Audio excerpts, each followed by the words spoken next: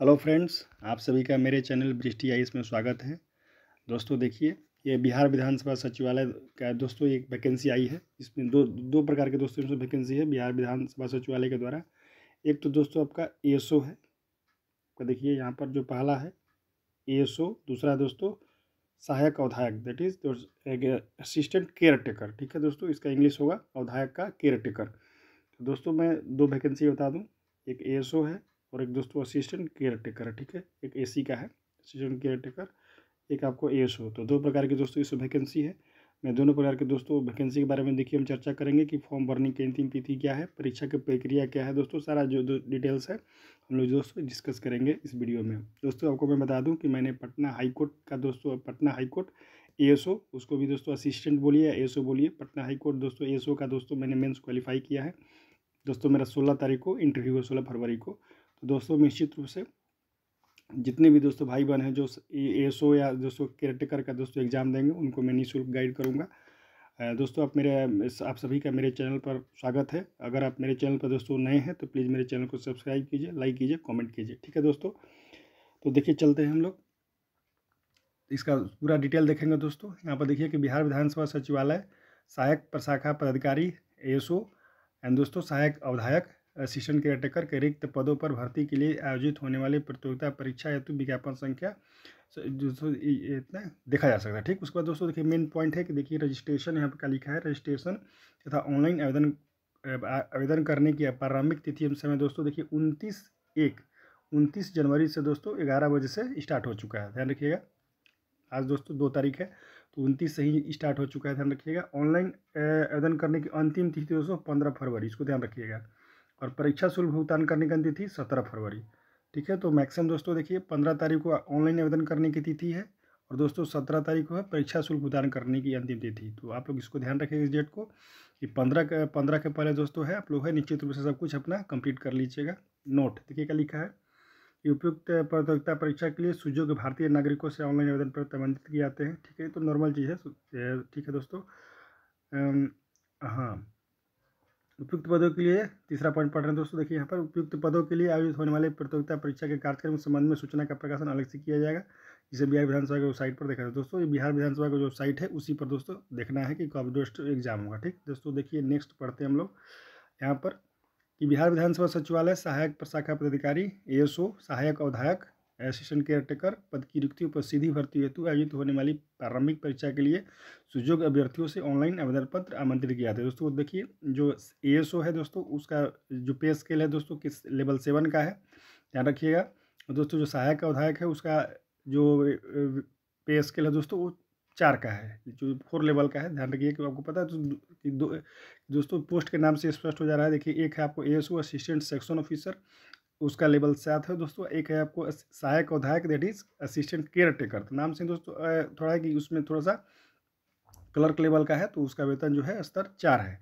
ध्यान रखिएगा। ठीक है, नेक्स्ट दोस्तों हम लोग पढ़ते हैं कि आवेदन की अंतिम तिथि यहाँ पर देखिए यहाँ पर ध्यान लिखा हुआ है 15 फरवरी, जैसा कि मैंने बताया भी है उसमें ऊपर में बताया है कि 15 फरवरी है दोस्तों। परीक्षा शुल्क भुगतान करने की अंतिम तिथि 17। तो दोस्तों मैं तो आप लोग को यही सजेस्ट करूंगा कि आप लोग जो भी है प्रक्रिया 15 से पहले ही अपना फॉर्म भर के कंप्लीट कर लें। ठीक है, नेक्स्ट दोस्तों फॉर्म भरने की दोस्तों प्रक्रिया स्टार्ट हो चुकी है, इसलिए जो है आप लोग 15 फरवरी के पहले कंप्लीट कर ले सारा प्रक्रिया।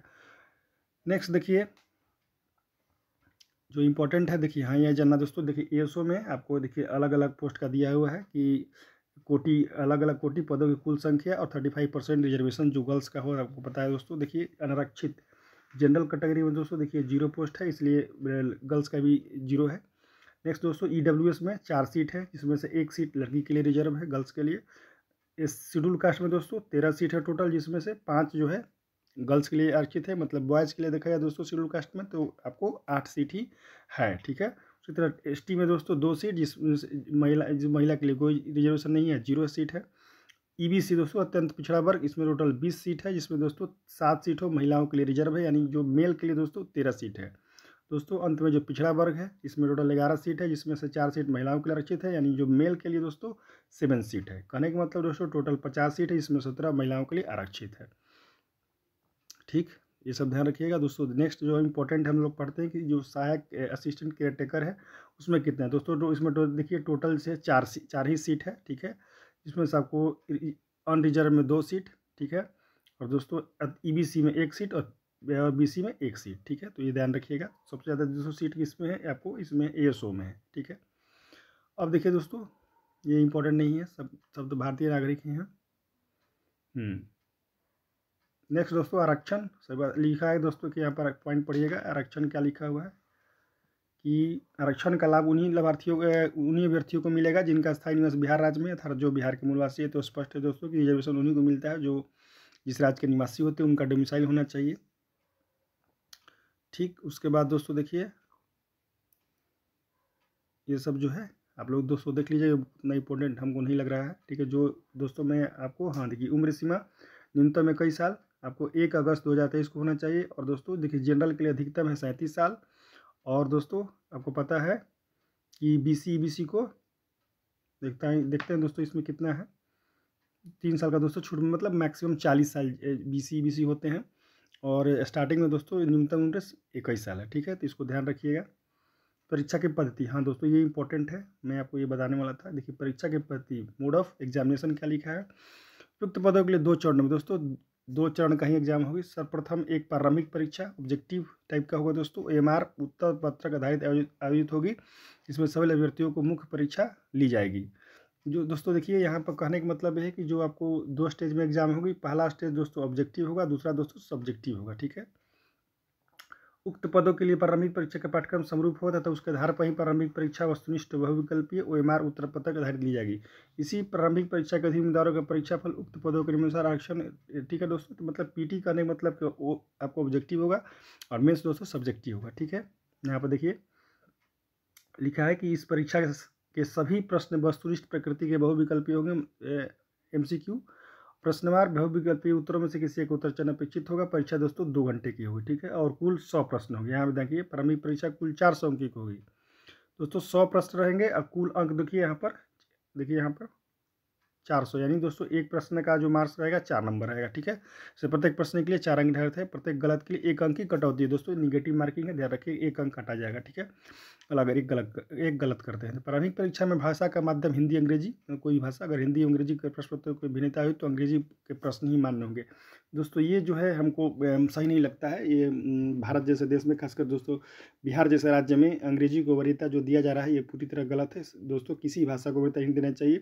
अगर दोस्तों अंग्रेजी में प्रिंटेड है, अगर दोस्तों हिंदी में बात गलत है, तो दोस्तों हिंदी जो माध्यम के स्टूडेंट हैं उनको निश्चित रूप से फ़ायदा मिलना चाहिए। नहीं तो दोस्तों क्या होगा कि आप देखेंगे कि यूपीएससी में, चाहे दोस्तों बीपीएससी में आप क्या देख रहे हैं कि अंग्रेजी माध्यम के बच्चों की संख्या बढ़ते जा रही है। और इस कारण से दोस्तों लैंग्वेज बैरियर के चलते हिंदी माध्यम के स्टूडेंट पिछड़ते जा रहे हैं। तो दोस्तों ये सही नहीं है। आपको पता है कि समावेशी विकास पे भारत सरकार, चाहे बिहार सरकार काम करती है, ठीक है। न्याय के साथ विकास, तो दोस्तों सभी के साथ न्याय होना चाहिए, किसी के साथ अन्याय नहीं होना चाहिए, लैंग्वेज कोई बैरियर नहीं होना चाहिए, ठीक है। नेक्स्ट क्वेश्चन देखिए, प्रारंभिक परीक्षा में, ये मेरा व्यक्तिगत दोस्तों ये सोच है, ठीक है। तो क्योंकि दोस्तों ये पता है कि जनरली इस आरोप लगाया जाता है कि अंग्रेजी में पेपर छपता है, उसका गूगल ट्रांसलेशन होता है, जिसके चलते हिंदी माध्यम के छात्र को दोस्तों लगभग 3 या 4 नंबर का नुकसान होता है। तो ये दोस्तों ये अन्याय है, ये ऐसा नहीं होना चाहिए। सभी दोस्तों अगर आप अंग्रेजी में बना रहे हैं तो दोस्तों हिंदी में बनाइए, जो है इससे क्या होगा कि पेरिटी रहेगा, इक्वलिटी रहेगा दोस्तों। ये क्या कहा दोस्तों, सामान्य अध्ययन प्रश्नों की संख्या 40, आपको दोस्तों आपको जनरल स्टडीज़ प्रश्नों की संख्या 40 होगी। सामान्य विज्ञान और गणित दोस्तों 30 होगा। ये 40 नंबर का दोस्तों आपको जीके का सवाल रहेगा, जीके का। और दोस्तों 30 जो क्वेश्चन है वो मैथ और साइंस का रहेगा। और दोस्तों मानसिक क्षमता और रीजनिंग का दोस्तों 30 रहेगा, ठीक है। तो ध्यान रखिएगा 30, 30, 60 और दोस्तों 30, 60, 40, 100। तो ध्यान रखिएगा कि 40 नंबर का जीके रहेगा, जिसमें आपको हिस्ट्री, ज्योग्राफी, पॉलिटी ये सब रहेंगे। 30 नंबर का दोस्तों मैथमेटिक्स एंड क्या रहेगा आपको, साइंस। और दोस्तों 30 नंबर का रीजनिंग। तो इस बात को ध्यान रखिएगा, ठीक है। इस प्रारंभिक परीक्षा के अधीन उम्मीदवारों को परीक्षा फल अनुवर्ती मुख्य प्रतियोगिता परीक्षा के निमित्त घोषित किया जाएगा, मतलब मेंस दोस्तों होगा इसमें। और लिखा है कि दोस्तों कि यदि इक्वलाइजेशन लिखा है दोस्तों वही कि विभिन्न चरणों में परीक्षा आयोजित किए जाने की स्थिति में परीक्षा परिणाम समानीकरण की प्रक्रिया अपना तैयार की जाएगी। समानीकरण प्रक्रिया, ठीक है दोस्तों। मेन देखिए हम लोग ये सिलेबस है, ये आपको प्रीलिम्स का दोस्तों सिलेबस यहाँ पाठ्यक्रम है, यहाँ ध्यान दीजिएगा। सामान्य अध्ययन में आसपास का दोस्तों वातावरण, प्रतिदिन के जो घटनाएं हैं, बिहार, भारत, पड़ोसी देश, ये सब आपको पता है। करेंट अफेयर्स पूछा जाएगा। दोस्तों भारत उसके पड़ोसी देश और दोस्तों सामान्य विज्ञान में मैट्रिक स्तर लिखा है कि सामान्य विज्ञान में फिजिक्स, केमिस्ट्री, बायोलॉजी, गणित में दोस्तों वही नंबर सिस्टम वगैरह, रेशियो अनुपात। रीजनिंग में दोस्तों देखिए सादृश्य, समानता, भिन्नता। तो दोस्तों ये आपको ये तो नॉर्मल, ये आपको जो आपको BSSC सिलेबस है, BSSC CGL का, तो उसी सिलेबस से मिलता जुलता है, ठीक है। तो उसमें ऐसा कुछ नया नहीं है। देखिए दोस्तों अब मुख्य परीक्षा जहाँ तक, देखिए इसको हम लोग देख लेते हैं। मुख्य परीक्षा का दोस्तों सिलेबस, प्रारंभिक परीक्षा के माध्यम से कुल उपलब्ध रिक्तियों के लगभग 10 गुना संख्या के बराबर निर्धारित अर्हतांक प्राप्त करने वाले अभ्यर्थियों का चयन मुख्य परीक्षा हेतु किया जाएगा। प्रारंभिक परीक्षा में सफल अभ्यर्थियों से मुख्य परीक्षा हेतु अलग से आवेदन पत्र भरवाया जाएगा, जिसे सफल अभ्यर्थियों द्वारा निर्धारित अवधि में परीक्षा शुल्क देना होगा, ठीक है दोस्तों। कहने का मतलब है कि दोस्तों लगभग मतलब 500 रिजल्ट आएगा, ठीक है, इसको ध्यान रखिएगा। मेधा सूची तो सबको पता ही, उसके बाद परीक्षा शुल्क, और दोस्तों ये है। और दोस्तों मेंस जो है डिस्क्रिप्टिव होगा, ठीक है, उसमें सब पूरा लिखना रहेगा। उसका यहाँ पर क्लियर नहीं लिखा है दोस्तों, ये सिलेबस देखते हैं कहीं दिया कि नहीं।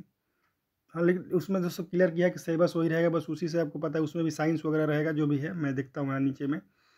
ये आपको जो ही ऑनलाइन भरने की प्रक्रिया है, इंटरनेट वगैरह महत्व। हाँ दोस्तों ये नहीं दिया है तो मेंस का सिलेबस जो है क्लियर करेगा, नहीं तो जब ही तो पहले प्रीलिम्स पास कीजिए, ठीक है, मेंस बाद में है। लेकिन दोस्तों मेंस जो है आपको सब्जेक्टिव टाइप का लिखा हुआ है, देखिए यहाँ पर लिखा हुआ है परीक्षा की पद्धति, ठीक है। यहाँ पर क्या लिखा दोस्तों कि 2 चरणों में ली जाएगी। सर्वप्रथम एक प्रारंभिक परीक्षा वस्तुनिष्ठ एवं बहुविकल्पीय ओएमआर उत्तर पृथक आधारित थी, जिसमें सब अभ्यर्थियों की मुख्य परीक्षा वर्णनात्मक, ध्यान दीजिए वर्णनात्मक, दैट इज डिस्क्रिप्टिव।